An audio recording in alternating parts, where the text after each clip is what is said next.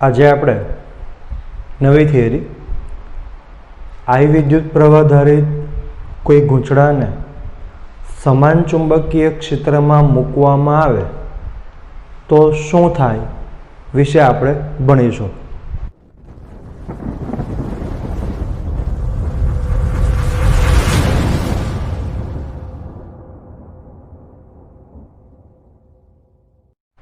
વિદ્યુત પ્રવાહ આધારિત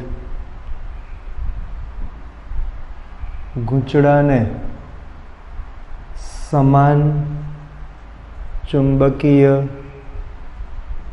ક્ષેત્રમાં મૂકતા.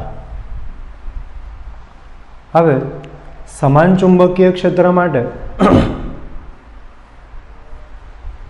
આકૃતિમાં દર્શાવ્યા પ્રમાણે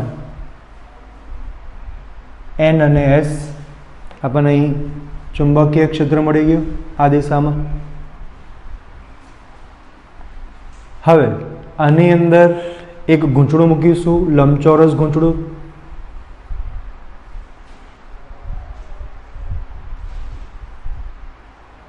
આ લંબચોરસ ગૂંચળામાંથી વિદ્યુત પ્રવાહ પસાર કરવા ગૂંચળાના બે છેડાને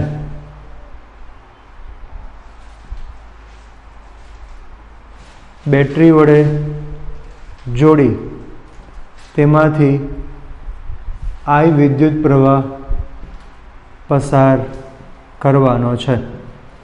અહીં ગૂંચળાની લંબાઈ એને આપણે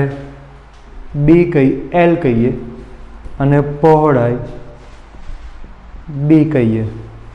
એટલે આ જે છે એ B છે અને આ જે છે તે L છે, B છે અને આ આખી લંબાઈ L છે.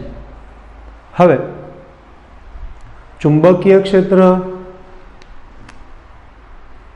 આ ચુંબકીય ક્ષેત્ર છે B. ચુંબકીય ક્ષેત્ર B માં આઈ વિદ્યુત પ્રવાહ આધારિત તાર મૂકવામાં આવે તો લાગતું ચુંબકીય બળ F is equal two IL cross B, જ્યાં L બરાબર લંબાઈ, આ લંબાઈ B પણ હોઈ શકે ને L પણ હોઈ શકે. F is equal two ILB sine theta. આ સમીકરણ આપણે જાણીએ છીએ. તો આકૃતિમાં દર્શાવ્યા પ્રમાણે A, B, C, D લંબચોરસ ગૂંચળાની BC અને DA ભુજા ચુંબકીય ક્ષેત્રને કાં તો 0 ડિગ્રી પર છે કાં તો 180 ડિગ્રી પર છે. BC અને AD માટે BC માટે IL ખૂણો 0 બને અને AD માટે IL ખૂણો 180 મળે. આ બંને માટે સાઇન 0 ઇઝ ઇક્વલ ટુ પણ 0 અને સાઇન 180 પણ 0 થાય. એટલે તેથી તેમની પર લાગતું ચુંબકીય બળ શૂન્ય થાય. એટલે ચાર બાજુમાંથી BC અને DA આ બે બાજુ પર કોઈ પણ પ્રકારનું ચુંબકીય બળ લાગતું નથી. હવે AB અને CD બાજુ માટે, AB અને CD બાજુ માટે જો અહીંયા I વિદ્યુત પ્રવાહ આધારિત એની લંબાઈ છે B, I વિદ્યુત પ્રવાહ આધારિત B લંબાઈ ના તાર પર B ક્ષેત્ર વડે લાગતું બળ F આટલું બળ લાગે. તેવી જ રીતે CD તાર પર પણ આટલું જ બળ લાગે. AB અને CD તાર પર સમાન મૂલ્યનું બળ લાગે. પણ આ બળ કઈ દિશામાં હશે તો આપણે જોઈ ગયા કે ચુંબકીય ક્ષેત્રની દિશામાં આંગળા રાખવાના અંગૂઠો એટલે પ્રવાહ દર્શાવવાની, તો લંબ જે આવે તે બળ દર્શાવે છે. તો અહીંયા આ ચુંબકીય ક્ષેત્ર, આ વિદ્યુત પ્રવાહ, તો લંબ રૂપે લઈએ એટલે કે અંદર તરફ, આ અંદર તરફ આવશે. આની પર લાગતું બળ અંદર તરફ અને આની પર લાગતું બળ બહાર તરફ આવશે. તો આ બળ અંદર તરફ આવશે, F1 કહું, અને આ બળ બહાર તરફ આવશે, F1' કહું. તો આપણે ઉપરથી જોઈએ તો આ જે લંબાઈ આવી તે L આવશે. આ અંદર તરફ બળ લાગ્યું F1, આ બહાર તરફ બળ લાગ્યું F1'. બરાબર. હવે સમાન મૂલ્યના બે બળો છે પણ એક રેખસ્થ નથી. સમાન મૂલ્યના બળો વિરુદ્ધ દિશામાં છે પરંતુ એક રેખસ્થ નથી. એક રેખસ્થ ન હોય તેવા બે બળો બળયુગ્મની રચના કરે છે, જે બળયુગ્મની રચના કરે છે અને તેના કારણે ટોર્ક ઉત્પન્ન થાય છે. તો ટોર્ક ઇઝ ઇક્વલ ટુ શું થાય? ટોર્ક ઇઝ ઇક્વલ ટુ બળયુગ્મની ચાક માત્રા. હવે બળયુગ્મની ચાક માત્રા એટલે શું? તો કે બળયુગ્મની અસરકારકતાનું માપ. આ કેવી રીતે શોધાય? બેમાંથી એક બળનું મૂલ્ય અને બંને વચ્ચેનો લંબ અંતર, બંને બળો વચ્ચેનું લંબ અંતર. તો F1 લંબ અંતર L, F1 is equal to I B into L, I LB into B. લંબાઈ ગુણ્યા પહોળાઈ, લંબાઈ ગુણ્યા પહોળાઈ ઇઝ ઇક્વલ ટુ ગૂંચળાનું ક્ષેત્રફળ એ મળે. તો IAB આટલું ટોર્ક ઉત્પન્ન થાય. જો આપેલું ગૂંચળું n આટાનું હોય, ધારો કે ગૂંચળામાં આટાની સંખ્યા n હોય તો torque is equal to NIAB આટલું ટોર્ક લાગે. બરાબર છે. હવે આ ટોર્ક આ પ્રમાણે પણ શોધી શકાય છે. સમજી લો કે આ ગૂંચળો અહીંથી ગોળ ફરે છે, તો આ અંતર L/2 અને આ અંતર L/2. બરાબર. તો લાગતું કુલ torque tau is equal to ટાઉ1 પ્લસ ટાઉ2. Torque is equal to R cross F, R cross F ખૂણો 90, sin 90 ઇઝ ઇક્વલ ટુ 1, એટલે R into F. R into Fમાં R બરાબર L/2, F બરાબર F1, આની માટે પણ R બરાબર L/2, F1'. મૂલ્યો તો સરખા જ છે. તેવી જ રીતે F1' ઇઝ ઇક્વલ ટુ મળે. તો બે વખત L/2, F1 અને F1' ના મૂલ્યો સરખા. IBB બગડો ઉડી જાય, ILB ઇન્ટુ B. પછી તો બરાબર. એટલે આ પ્રમાણે પણ જવાબ લાવી શકાય અને આ પ્રમાણે પણ જવાબ લાવી શકાય. બુકમાં આ પ્રમાણે આપેલું છે. એટલે આપણી પાસે બે રીત મળી ગઈ. તમને જે રીત પસંદ પડે તે રીતે જવાબ લાવવાનો. હવે અહીંયા જે ગૂંચળું છે એ ચુંબકીય ક્ષેત્રના સમતલમાં છે. એટલે કે ગૂંચળાનો ક્ષેત્રફળ સદિશ, ગૂંચળાનો ક્ષેત્રફળ સદિશ અને ચુંબકીય ક્ષેત્ર પરસ્પર લંબ હોય તો આ ઘટના આપણને મળે. જો થીટા ખૂણે હોય તો ગૂંચળું આવું નહીં પણ આવું હોય તો ચુંબકીય ક્ષેત્ર અને ક્ષેત્રફળ વચ્ચે કંઈક ખૂણો મળે અને એ કંઈક ખૂણો બને તો શું ફેરફાર થાય તે હવે પછી જોઈએ. હવે ગૂંચળું ચુંબકીય ક્ષેત્ર સાથે થીટા ખૂણે હોય તો શું થાય તે સમજીએ. તો તે માટે પહેલાં તો ચુંબકીય ક્ષેત્ર N અને આ S ચુંબકીય ધ્રુવો વચ્ચે સમાન ચુંબકીય ક્ષેત્ર B છે. આ ચુંબકીય ક્ષેત્રમાં ગૂંચળું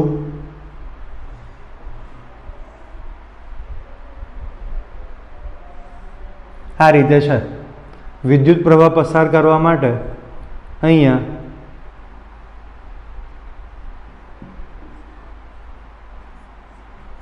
બેટરી જોડેલી છે. ધન ઋણ અહીંથી I પ્રવાહ પસાર થાય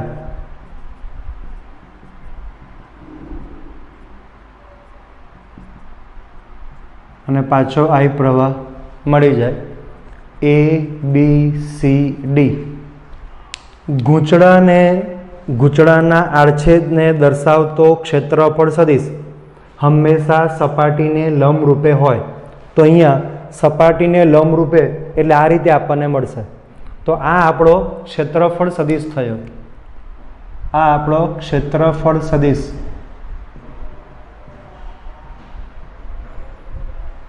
અને આ થયું આપણું ચુંબકીય ક્ષેત્ર. એમની વચ્ચેનો ખૂણો થીટા છે. આ સ્થિતિમાં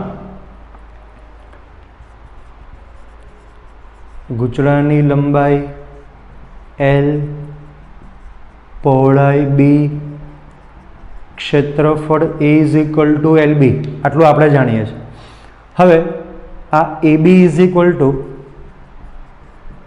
B છે અને BC = AD = L છે. તો આ જે L લંબાઈ છે, L લંબાઈનો BC અને DA આ વિદ્યુત પ્રવાહ ધારિત તાર, એમાં શું થશે? BC અને AD બાજુ માટે આ વિદ્યુત પ્રવાહ ધારિત છે, લંબાઈ L છે એટલે તેની પર લાગતું બળ IL ક્રોસ B આટલું મળે. આ IL ક્રોસ B કઈ દિશામાં હશે? તો જુઓ, આ ચુંબકીય ક્ષેત્ર, આ વિદ્યુત પ્રવાહ, લંબ એટલે આ રીતે મળે. તો આ જે બળ છે એ બળ આ દિશામાં મળે. તો DA ઉપર આ દિશામાં બળ મળે. ઓકે, કહેવાનો મતલબ મુજબ આકૃતિમાં દર્શાવ્યા પ્રમાણે BC અને AD બાજુ પર લાગતું બળ સમાન મૂલ્યનું અને પરસ્પર વિરુદ્ધ દિશાનું, પરસ્પર વિરુદ્ધ હોવાથી પરિણામી બળ શૂન્ય થાય. જ્યારે આ ગૂંચળું સમાંતર હતું ત્યારે સમાંતર હોવાના કારણે BC અને AD પર લાગતું બળ 0 થતું હતું. અત્યારે થીટા ખૂણે છે તો બળ તો લાગે છે, પણ એ બળ કેવું છે? સમાન મૂલ્ય અને વિરુદ્ધ દિશામાં છે. વિરુદ્ધ દિશામાં હોવાથી પરિણામી બળ, આમની પર લાગતું પરિણામી બળ શૂન્ય થાય. તો હવે AB અને CD બાજુ માટે વાત કરીએ. AB માંથી I વિદ્યુત પ્રવાહ પસાર થાય છે. I વિદ્યુત પ્રવાહ ધારિત B, I વિદ્યુત પ્રવાહ ધારિત B લંબાઈના તાર AB અથવા CD પર ચુંબકીય ક્ષેત્રના કારણે લાગતું બળ F2 = IB ક્રોસ B થશે. આટલું બળ લાગે. આપણે AB પર વાત કરીએ તો AB પર લાગતું બળ કઈ દિશામાં છે? આ ચુંબકીય ક્ષેત્ર. પછી આ વિદ્યુત પ્રવાહ, તો લાગતું બળ અંદરની દિશામાં છે. કઈ તરફ છે? અંદરની દિશામાં છે, F2. અને એટલું જ બળ કઈ તરફ લાગવાનું છે? બહારની દિશામાં લાગવાનું છે. અહીં IB અને B પરસ્પર લંબ છે. Theta 90 sin 90 is equal two 1 થશે. તો લાગતું બળ F2 is equal two IBB આટલું મળે. અને કઈ દિશામાં આવશે? અંદરની દિશામાં મળે છે, સમતલની અંદરની તરફ મળે. તેટલું જ બળ CD પર બહારની દિશામાં મળે, F2 તેવી જ રીતે F2 IBB સમતલની બહારની તરફ મળે. આ આખી આકૃતિને આપણે ઉપરથી જોઈએ. ઉપરથી જોતા આપણને શું લાગશે? BC બાજુ દેખાય આ રીતે, બરાબર છે. આ બળ આ તરફ લાગે છે, F2, અને આ બળ એમ લાગે છે, F2. તો અહીં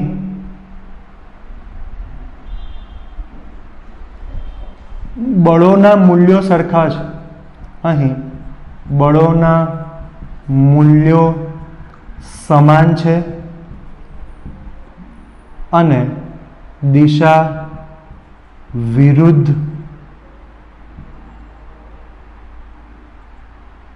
તથા એક રેખસ્થ નથી. આથી શું થાય? આથી બળ યુગ્મની રચના થાય છે. હવે આ બળ યુગ્મ શું કરશે? ટોર્ક ઉત્પન્ન કરે છે. તે ટોર્ક ઉત્પન્ન કરે છે. આ ટોર્ક કેટલું થાય? તો ટોર્ક બળ યુગ્મની ચાક માત્રા જેટલું થાય. બળ યુગ્મની ચાક માત્રા એટલે શું? તો કે બેમાંથી એક બળનું મૂલ્ય અને બંને બળો વચ્ચેનું લંબ અંતરનો ગુણાકાર. બેમાંથી એક બળનું મૂલ્ય અને બંને વચ્ચેનું લંબ અંતર. આ બંને વચ્ચેનું લંબ અંતર એટલે આટલું થાય. આપણે જાણીએ છીએ કે આ જે ક્ષેત્રફળ સદિશ છે તે ચુંબકીય ક્ષેત્ર સાથે થીટા ખૂણો બનાવે છે. જો આ ખૂણો થીટા હોય તો અહીંયા ખૂણો ક્યાં બનશે?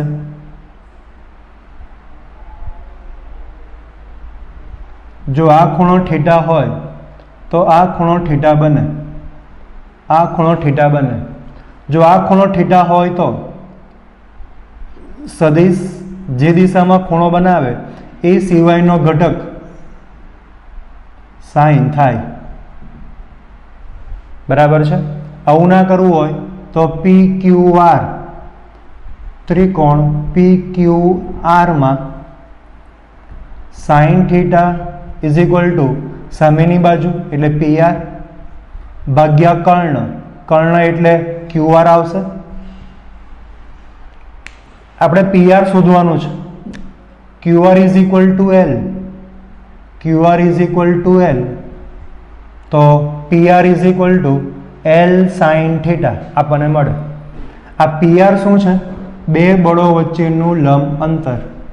તો F2 is equal two IBB. PR is equal two L sine theta. માટે IL ગુણ્યા B capital B sine theta.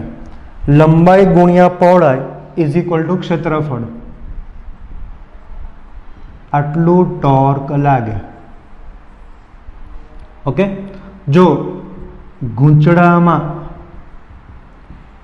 આંટાની સંખ્યા n હોય તો torque is equal to NIAB sine theta લાગે. આ સમીકરણને આપણે આ પ્રમાણે યાદ રાખીશું. Tau B I N A sine theta.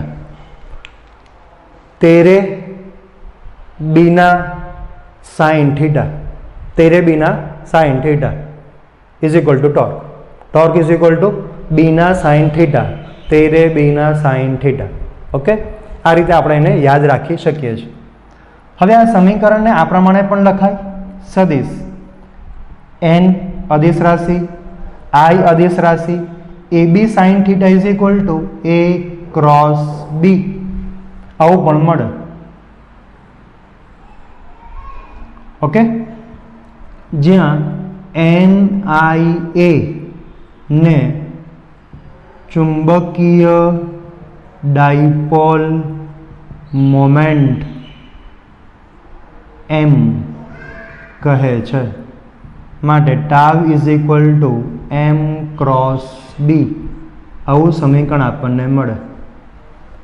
Okay, આ જે ટોર્ક આપણે મેળવ્યું અને બીજી રીતે પણ મેળવી શકાય છે. ઓકે, જોઈએ.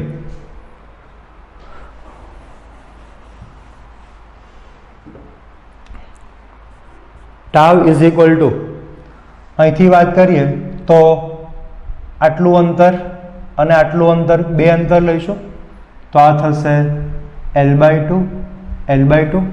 તો ટાવ ઇઝ ઇક્વલ ટુ ટાઉ1 પ્લસ ટાઉ2 R1 F1 plus R2 F2. આમાં F1 એટલે F2 ને F2 એટલે F2 ડેશ. R1 અને R2 બંનેના અંતર કેટલા છે? હવે actually tau is equal two RF sine theta આવું આવે જો ખૂણો બનતો હોય તો અહીંયા RF સાઇન થીટા વત્તા RF સાઇન થીટા આવું લખવું પડે. અથવા તો આ અંતર લેવું પડે. કયું અંતર લેવું પડે? આ અંતર લેવું પડે. તો આ અંતર જો શોધવું હોય તો તેની માટે પણ આપણે આ ત્રિકોણ વાપરીએ. આ ત્રિકોણ તો sign theta is equal two સામેની બાજુ ભાગ્યા કર્ણ એટલે L/2 સાઇન થીટા થાય. L/2 સાઇન થીટા મળે. તો પછી સાઇન લેવાની જરૂર નથી. બરાબર છે? આપણે R sign theta is equal two જ ડાયરેક્ટ આ લઈ લઈએ છીએ અને આ પ્રમાણે કિંમત મૂકવી હોય તો R બરાબર L/2 પછી સાઇન થીટા ગુણ્યા F બરાબર F2 વત્તા ટાઉ2 માટે R2 એટલે L/2 sine theta F2 dash. F2 અને F2 ડેશ બંનેના મૂલ્યો સરખા છે. 2 વખત L/2 sine theta F2 is equal two IBB. બગડો ઉડી જાય તો ILB into B sign theta is equal two આ સમીકરણ આવે. અને અહીંથી પછી આગળ જે વાત કરી તે મુજબ. બરાબર છે? ઓકે, હવે આ જે છે M શું છે? ચુંબકીય ડાયપોલ મોમેન્ટ. M શું છે? ચુંબકીય dipole moment.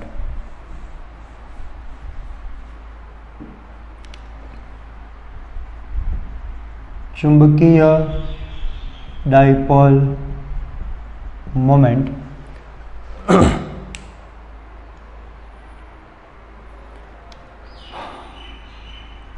M is equal to NIA. આંટાની સંખ્યા એક જ હોય તો M is equal to I into A મળે. તો વ્યાખ્યા આપવી હોય તો આ પ્રમાણે અપાય. ગૂંચળામાંથી વહેતા વિદ્યુત પ્રવાહ અને ગૂંચળાના આડછેદના ક્ષેત્રફળના ગુણાકારને ચુંબકીય ડાયપોલ મોમેન્ટ કહેવામાં આવે છે.